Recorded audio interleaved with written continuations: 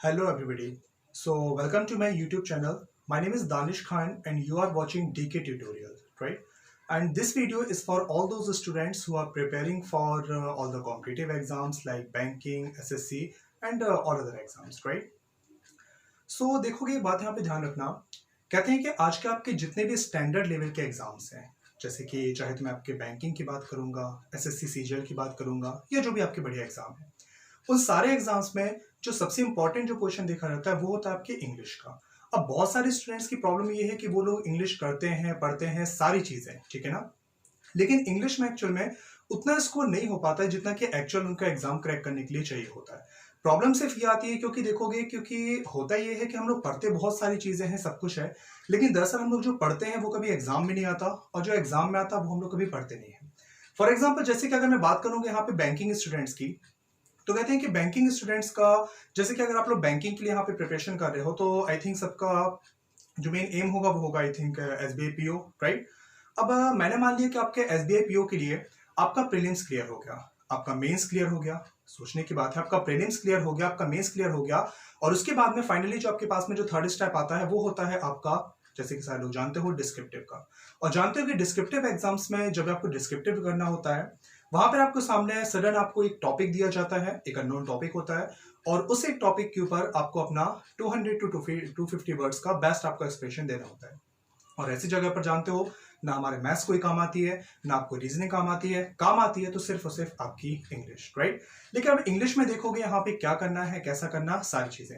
एक बात ध्यान रखना, आज के इस वीडियो में भी मैं आपको कुछ ज्यादा कुछ पढ़ाने नहीं वाला हूँ। आपके एग्जाम क्रैक करने के लिए आपको क्या स्ट्रेटेजी चाहिए है, क्या फॉलो करना होगा, इंग्लिश में कौन कौन सी चीजों से आपके एग्जाम में उठाया जाता है, आपके कैसे क्या परफॉर्मेंस होगा, उसके ऊपर हम लोग सब लोग यहाँ पे बात करेंगे। एक चीज और यहाँ पे ध्यान रखना, आज मेरी ये आपकी फर्स्ट वीडियो आपके लिए, इस चैनल को लाइक करके सब्सक्राइब कर देना और ध्यान से बेल आइकॉन जरूर दबा देना, क्योंकि आज से मैंने आपका कोर्स स्टार्ट किया है और उसके बाद से आपके जो भी होगा मैं बहुत सारे यहाँ पे चैप्टर्स लेके आऊंगा, लाइन टू लाइन आपके वहां पे करते जाएंगे चैप्टर्स को, और जितना भी आपका कोर्स होता है इंग्लिश में, राइट, वो सारा का सारा पूरा कंप्लीट कोर्स यहाँ पे मैं आपके सामने करवाऊंगा, ठीक है। तो सब कुछ देखते जाना कि कैसे क्या करना होगा। सबसे पहले मैं यहाँ पे आपके सामने एग्जाम की स्ट्रेटेजी यहाँ पे बताऊंगा और उसके बाद हम देखेंगे जो भी होगा उसके अकॉर्डिंग फॉलो करेंगे, ठीक है ना। चलो देखना एक चीज और, मैं यहां पे आपको एग्जाम के लिए कुछ भी ऐसा नहीं पढ़ाऊंगा जो कि आपके एग्जाम के पॉइंट ऑफ व्यू से इंपॉर्टेंट ना हो, क्योंकि हम लोगों ने बहुत सारा पढ़ा हुआ है, सब कुछ ऑलरेडी सब कुछ जानते हैं, लेकिन उसके बाद भी एग्जाम में स्कोरिंग नहीं हो पा रही है। तो ऐसा कहां पे प्रॉब्लम हो रही है, क्या हो रहा है, सारी चीजें उसके ऊपर हम थोड़ा सा ध्यान देंगे, राइट। जस्ट अ सेकेंड,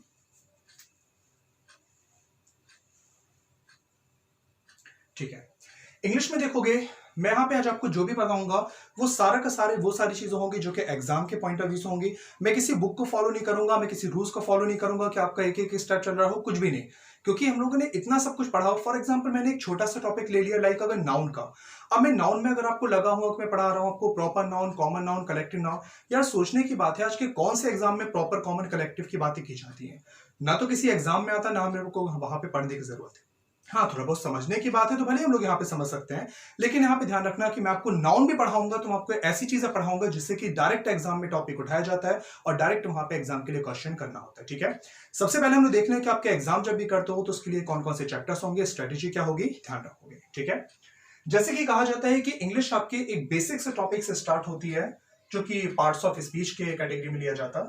जैसे कि मैंने यहाँ पे ले लिया सिंपल सा नाउन, हम लोग नाउन पढ़ते हैं, देन उसके बाद में आपका प्रोनाउन आता है, देन उसके बाद आप लोगों ने tense, voice,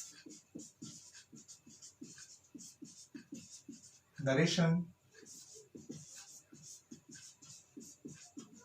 adjectives, adverb, conjunction, preposition, syntax जिसको कि सब्जेक्ट वर्ब एग्रीमेंट भी बोला जाता है, देन उसके बाद में मॉडल्स, देन वर्ब, लास्ट में क्वेश्चन टैग, राइट। कहते हैं ये आपके वो चैप्टर्स हैं जो कि आप कोई भी एग्जाम दोगे, डजंट मैटर वो किस कैटेगरी में आता है, कोई भी एग्जाम अगर आप दोगे आपको ये बेसिक इंग्लिश का फॉर्मेशन, यानी जिसको इंग्लिश ग्रामर कहते हैं, वो ग्रामर का आपको कमांड होना ही चाहिए। कैसा भी होगा, जो भी होगा वो बात की बात है, ठीक है ना। लेकिन अब अगर यहाँ पे मैं बात करूंगा आपसे बैंकिंग एग्जाम की, तो बैंकिंग एग्जाम में एक बात ध्यान रखना, कहते हैं कि यहाँ पे आप ये सारे टॉपिक्स कंप्लीट कर लोगे, एक तरह से उसको ओरल भी कंप्लीट कर लोगे, तो जानते हो हमारी प्रॉब्लम क्या है? क्योंकि इन टॉपिक्स के बेस पर आपके जो एग्जाम में जो स्कोरिंग हो पाएगी वो ज्यादा से ज्यादा महज 50%। यस, आई एम राइट, कि इतना सब कुछ पढ़ने करने के बाद भी आपके एग्जाम में जो स्कोरिंग होगी वो ज्यादा से ज्यादा 50%। क्योंकि प्रॉब्लम ये है कि आज का बैंकिंग एग्जाम या सीजीएल वगैरह या किसी भी एग्जाम की बात करूंगा, तो वो इन एग्जाम का ठीक है बेस लेता है, लेकिन इसके बाद भी जो आपको सबसे ज्यादा फोकस करना होता है वो होता है आपका आज के एग्जाम के लिए कुछ एडवांस पोर्शन। कुछ आपके एडवांस इंग्लिश में ऐसे कुछ चैप्टर्स होते हैं, कुछ पोर्शन होता है जिस पे आपको सबसे ज्यादा यहाँ पे ध्यान देना होगा, ठीक है ना।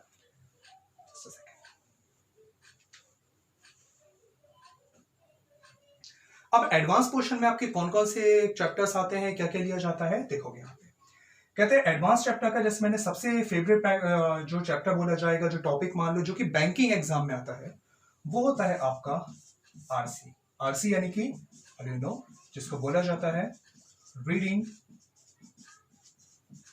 Comprehension. Second one is ROS, जिसको बोला जाता है री arrangement of sentences, and the last one is close test। अगर मेरी मानोगे तो आपका बैंकिंग एग्जाम कभी भी इन टॉपिक्स के बिना कंप्लीट हो ही नहीं सकता है। और ये वो चैप्टर्स हैं, क्योंकि नाउन तो अगर मैंने माना कि आपने नाउन कितनी भी अच्छी कंप्लीट कर ली, जरा सोच के देखो कि नाउन आपके जब एग्जाम में आएगी वो कितने मार्क्स की आएगी? 1 marks, more than enough, like 2 marks, इससे ज्यादा नाउन नहीं आने वाले, राइट। बट ध्यान रखना कि रीडिंग कंप्रिहेंशन जब भी एग्जाम में आएगा मिनिमम 5 और मैक्सिमम 10 मार्क्स। आपके पास एग्जाम में जब भी अगर रीअरेंजमेंट ऑफ सेंटेंसेस की अगर बात करूंगा तो वहां पे 5 प्रीलिम्स और 5 आपके मेंस वगैरह में ऐसे बातें की जाती हैं। क्लोज टेस्ट की बात करूंगा, आइदर 5 और 10 मार्क्स आपको एग्जाम में मिल सकता है।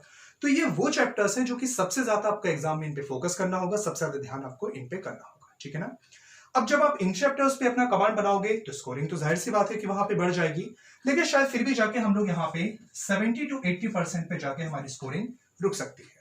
अब यहाँ से सोचने वाली बात है कि जितने हमारे जो बेसिक चैप्टर्स हैं वो भी कंप्लीट हो गए, जितने एडवांस चैप्टर्स है वो भी हो गए, लेकिन फिर भी स्कोरिंग हमारी 80%, राइट। तो ऐसा क्या बच रहा है जिसमें अभी भी हमारी स्कोरिंग नहीं हो पा रही है, जो कि अभी कमी हुई है, ठीक है। तो कहा जाता है कि जो इंग्लिश की जान होती है, जो मेन इंग्लिश में जो आपका काम करता है, वो होता है आपका सिर्फ और सिर्फ वोकैब्स। अब वोकैब्स यानी कि सारी चीजें, वोकैब्स में आपका सिनोनिम्स, एंटोनिम्स, होमोनिम्स, ये सारी चीजें ले ली जाती हैं। वोकैब्स की कैटेगरी में आपका इडियम्स एंड फ्रेजेस लिए जाते हैं। वोकैब्स की ही कैटेगरी में आपका वन वर्ड्स सब्स्टिट्यूशंस लिए जाते हैं। और जब आप इसको भी कंप्लीट कर लेते हो तब जरूर आप यहां पे बोल सकते हो कि यस सर, मैंने कोर्स तो अपना 100% कर लिया, लेकिन बात आती है कि 100% कोर्स में आपने कितना अच्छे से पढ़ा, क्या किया, सारी चीजें। क्योंकि इतना जब आप लोग कंप्लीट कर लोगे ना, तो वैसे भी आपका जो, अब हमारी बात आती है प्रैक्टिस की, तो प्रैक्टिस में चाहे मैं आपसे एरर डिटेक्शन की बात करूंगा, चाहे मैं आपसे यहाँ पे फिलर्स की बात करूंगा, कुछ भी बात करूंगा, वो सारी चीजें यहाँ से आपकी कंप्लीट हो जाती है। एक काम करोगे, ये जो भी मैंने आपके सामने लिखा हुआ है, इसका एक बार स्क्रीनशॉट ले लो, ताकि आपको ये मालूम रहे एक्चुअल में कि आपको अक्सर मतलब यहाँ पे करना क्या होता है, कि बैंकिंग हो या कोई भी एग्जाम हो, उसमें आपको सारे चैप्टर्स क्या होते हैं, ठीक है ना। एक बार स्क्रीनशॉट ले लोगे, ओके, राइट। हाँ, अब अगर अब यहाँ पे मैं बात करूंगा पर्टिकुलर किसी एग्जाम की, तो पर्टिकुलर एग्जाम की अगर मैं बात करूंगा तो कहेगा हम लोग अगर एसएससी पे जाएंगे तो एसएससी के वहां से देखा जाएगा तो एसएससी में आपका वॉइस, नरेशन और टेंस वगैरह काफी ज्यादा इंपॉर्टेंट इसमें हो जाता है, काफी ज्यादा वेटेज होता है। बल्कि वही अगर हम लोग बात करेंगे इसमें अगर बैंकिंग पर्पज से, तो बैंकिंग में आपका ज्यादा नरेशन वगैरह, वॉइस का ऐसा कोई पर्टिकुलर कोई खास चैप्टर से यहाँ पे यूज नहीं होता, ठीक है। तो ये कुछ हमारी एग्जाम स्ट्रेटेजी कैसा होगा, तो जैसे कि मैंने आपको बोला कि अब मैं आपके सामने जो नेक्स्ट वीडियो जो मेरी आएगी, आज ये वाली वीडियो मैं यहीं पे एंड कर रहा हूँ। लेकिन मैंने आपके सामने यहाँ पे जो अभी मैंने बताया ना कि हमारी सिर्फ स्टार्टिंग है, आपके सामने एक के बाद एक आपके हर एक चैप्टर्स को मैं इस तरह से आपको यहाँ पे डिस्क्राइब करूंगा, आपको किसी बुक्स की जरूरत नहीं है, कुछ करने की जरूरत नहीं है, ठीक है ना। तो यहाँ पे देखते जाना, मैं हर वो चीज आपको पढ़ाऊंगा जो यहाँ पे एग्जाम में लिया जाता है।